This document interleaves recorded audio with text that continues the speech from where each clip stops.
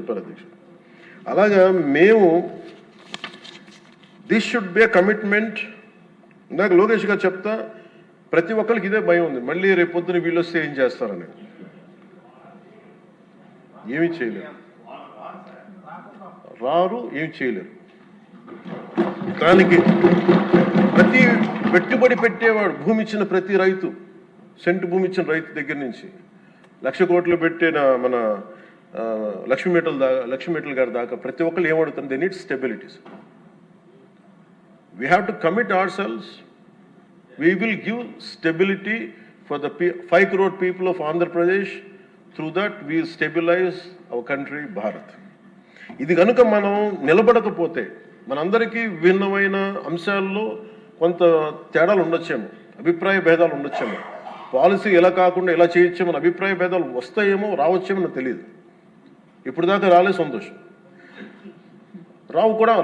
రాకూడదని నేను కోరుకుంటున్నాను ఖచ్చితంగా. కానీ ఏది ఏమైనప్పటికీ భవిష్యత్తులో మటుకు మనందరం ఒకటే మాట మీద అమరావతి రైతాంగానికి కట్టుబడి ఉండాలి, నిలబడాలి. This is my commitment. This is what our commitment from Janasena party to our trusted honourable CM గారు శ్రీ నారా చంద్రబాబు నాయుడు గారికి. మనస్ఫూర్తి ఇస్ అవర్ కమిట్మెంట్.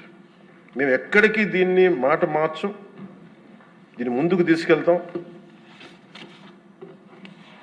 దీనికి ఎంత డబ్బులు పెట్టాం, ఎంత డబ్బులు వస్తుంది, వీటన్నిటికంటే కూడా విసిగిపోయాం. 1953 నుంచి ఈ రోజు దాకా ఒకళ్ళు ఏమో అటు బొమ్మ అన్నారు, ఇంకొకరు ఇటు బొమ్మ లేదు, మళ్ళీ ఇటు బొమ్మ అన్నారు. ఎవరి త్యాగాల మీద అయితే అందరికీ భాషా ప్రయుక్త రాష్ట్రాలు వచ్చినాయో, భాషా ప్రయుక్తతో నాందికి పలికిన ఆంధ్రప్రదేశ్కి ఈరోజు ఇంకా మనం కొట్టుమిట్లాడుతూ ఉన్నాం. ఇంకా సెంట్రల్ దగ్గరికి వెళ్ళి దేహాన్ని అడగాల్సి వస్తుంది.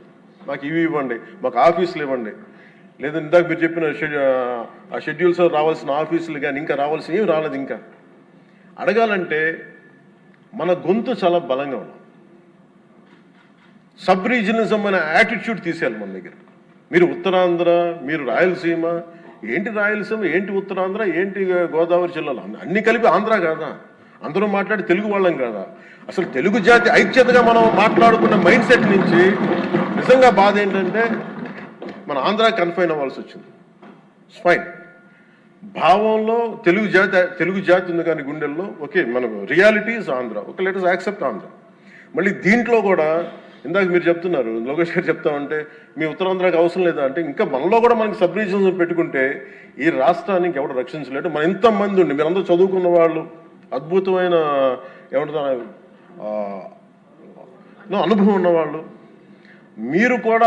మీరు కూర్చోబెట్టి దీన్ని బలంగా ప్రజల దగ్గర తీసుకెళ్ళిపోయి ఇదంతా మంది ఒకటే నేల, ఒకటే రాష్ట్రం, ఒకటే భాష, ఒకటే జాతిని మనం బలంగా బల్లగుద్ది చెప్పకపోతే గెలుపు ఎక్కడ ఉంటుందంటే మన బలహీనత వాళ్ళ గెలుపు. అది గుర్తుపెట్టు, మన బలహీనత, మన అనైక్యత.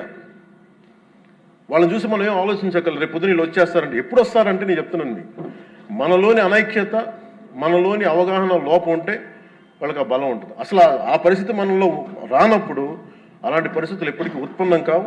స్టెబిలిటీ ఫర్ దిస్, ఒక జనరేషన్ స్టెబిలిటీ ఇవ్వాలి మన Andhra Pradesh. I'm committing for that. ఒక generation stability 25 to 32 years stability ఆంధ్రప్రదేశ్కి ఇవ్వాల్సిన అవసరం ఉంది. ఇది ఈ రోజున ఇక్కడ ఉన్న వాళ్ళు ఎవరు కూడా అధ్యక్ష, ఎవరికి డబ్బులు అవసరం లేదు, ఎవరి పనులు వాళ్ళకు ఉన్నాయి, ఎవరి జీవితాలు వాళ్ళకు ఉన్నాయి, ఎవరు వ్యాపారాలు వాళ్ళకు ఉన్నాయి.